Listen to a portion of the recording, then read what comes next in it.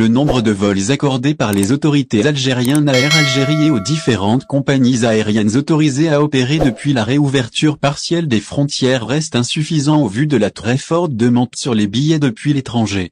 Pour les membres de la communauté algérienne établie à l'étranger, les réseaux sociaux sont un espace d'échange d'informations et d'expériences, notamment en ce qui concerne l'achat de billets d'avion vers l'Algérie.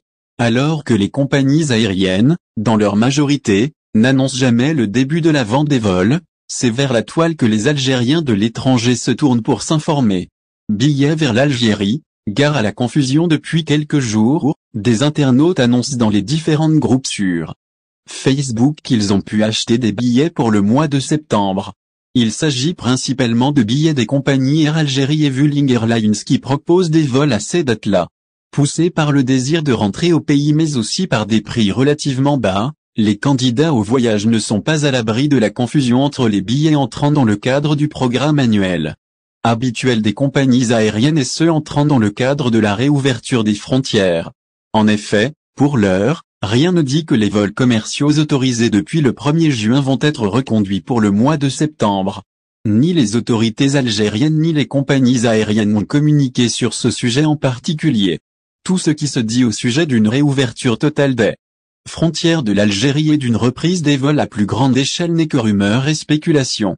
Personne, à ce stade, ne peut avancer de date pour une telle mesure.